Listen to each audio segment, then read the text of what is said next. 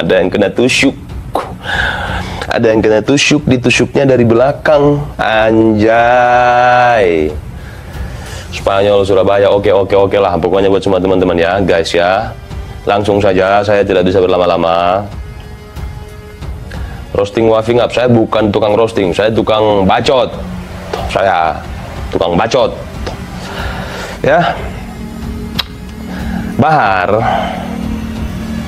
ketika dia membuat sebuah pernyataan dalam videonya, ya, kamar depan hadir, jangan lama. Siap kesayangan, kan saya udah bilang nggak lama-lama, ya. Gini, dengan dia membuat video tersebut, saya melihat video tersebut, pernyataan Bahar bahwasanya katanya dia itu dikhianati, dia itu ditusuk dari belakang segala macam, padahal dia yang pertama kali membela, sang pembela. Dari situ ya, dari situ saya teringat sebuah peristiwa drama yang gagal total. Apa kabarnya sekarang? Yang Bolong 2. Apa kabarnya sekarang? Hilang, lenyap. Jadi melalui kesempatan ini, salam hormat saya kepada para bapak-bapak berpangkat yang bertugas di Polsek Kecamatan Kemang, yang bertugas di Polres Kabupaten Bogor, yang bertugas di Polda Jawa Barat, dan di Mabes Polri.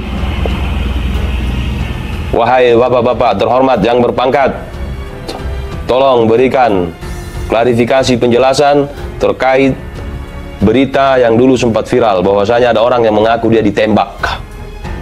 What? Indonesia tanah air beta, pusaka abadi nan jaya. Mana itu sekarang? Jangan hilang begitu saja. Apakah itu termasuk karomah? Karomah Bahar? Kalau yang seperti itu bisa dibilang karomah, itu the power of apa itu nanti?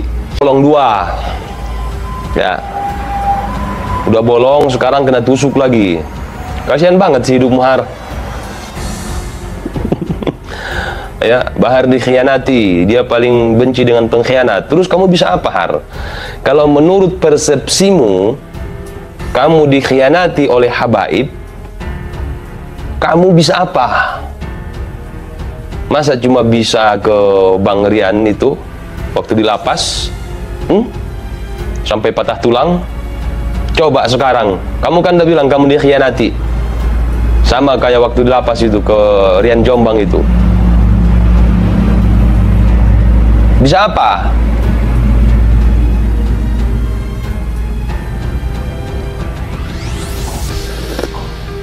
Si Bahar sudah kena tembak, kena tusuk pula. Iya.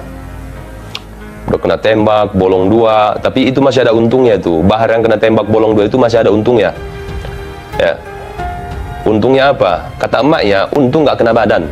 Mungkin yang kena itu bayangan si Bahar. Bayangannya kena sehingga menimbulkan bajunya bolong, sorbannya bolong, dan darah di mana-mana. Di mobil banyak darah, di jalan sampai difoto sama Kak Lun. Ya, saya khawatir. Ya, salam Firza Mania, Satria Arjuna. Saya khawatir gini. Seandainya nih, saya berandai-andai ya, dipanggil lah ibunya Bahar. Di rekaman telepon tersebut, ibu bilang darah di mana-mana. Di mobil banyak darah, di jalan berceceran darah. Setelah diperiksa ke TKP nggak ada darah. Terus ibu juga bilang, untung nggak kena badan, tapi bolong 2. Apa itu maksudnya? Saya takut dia jawabnya gini, bercanda. Yakin si Bahar punya nyali? Gerilya dungu, iya, gerilya dungu, sok-sok gerilya. Dan kemudian berbicara tentang gerilya, ya, saya teringat suatu kisah, suatu sejarah. gerilya yang dilakukan oleh Jenderal Besar Sudirman, yang mana beberapa hari terakhir ini kita dikejutkan dengan pernyataan salah seorang dari Ba'alawi, ya, Habib Rumail Abbas, yang mengatakan Soekarno itu nggak hebat-hebat amat. Dia bisa menjadi sebegitu wah karena apa? Karena dikelilingi oleh orang-orang bodoh yang tidak bisa membaca. Begini, Dungu, idiot, dengerin ya. Idiot, gua panggil lu idiot. Zaman itu, bodoh itu nggak bisa tolak ukurnya dengan membaca atau tidak bisa membaca. Apalagi kita semakin mundur ke belakang, semakin tidak bisa itu dijadikan tolak ukur. Buta huruf, tidak bisa baca, disebut bodoh itu kapan? Belakangan ini. Kalau di zaman itu enggak. Orang tidak bisa baca bukan tentu dia bodoh. Oh, belum tentu dia bodoh. Dan kita lihat orang-orang di sekeliling Bung Karno itu siapa? Ada Jenderal Sudirman loh. Ada Haji Agus Salim loh. Banyak tokoh-tokoh lainnya bahkan yang bisa memahami sekian banyak bahasa. Itu. Jadi itu semua dianggap bodoh sama si idiot itu. Orang yang tidak suka dengan pahlawan-pahlawan yang memperjuangkan kemerdekaan bangsa ini hanyalah orang-orang penjajah. Oh, tapi dia bukan orang Belanda, berarti dia anteknya. Gampang itu. Apalagi kita semakin mundur ke belakang. Rasulullah Shallallahu Alaihi Wasallam, kan kita kenal beliau itu Nabi Shallallahu Alaihi Wasallam, Nabiyil Ummi, Nabi yang ummi. Itu. Iqra ya Muhammad, kata Jibril alaihissalam. Ma'ana biqari. Berani katakan itu ke Nabi Muhammad. Jadi itu jelas-jelas penghinaan itu. Penghinaan.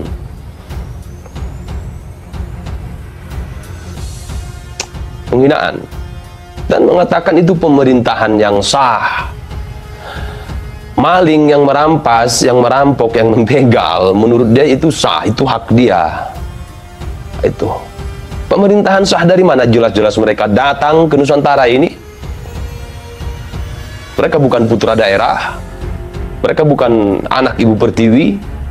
Mereka beda ras dengan kita, beda suku dengan kita, beda warna kulit dengan kita, beda bahasa dengan kita. Jadi itu jelas-jelas sebuah penghinaan, juga upaya untuk pembelotan sejarah. Dan itu kan yang sudah banyak mereka lakukan. Pembelotan sejarah, kemudian menghadirkan dongeng-dongeng yang tidak masuk akal. Ada leluhur mereka yang bisa mi'raj, bertemu dengan Allah Subhanahu wa taala 70 kali dalam sehari. Ada Bung Lubis mengatakan, Bahar itu pada hakikatnya, pada hakikinya itu dia sudah game over.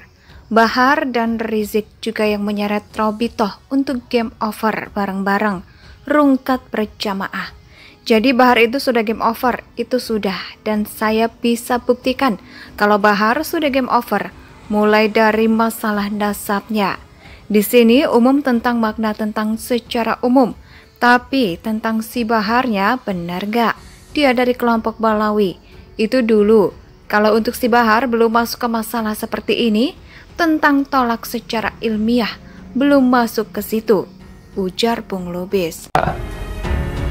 Ada juga leluhur mereka itu yang waktu kakeknya masih muda berarti si cucu ini belum lahir dong. Bapak dari si cucu ini juga belum lahir. Kenapa? Karena kakeknya masih remaja.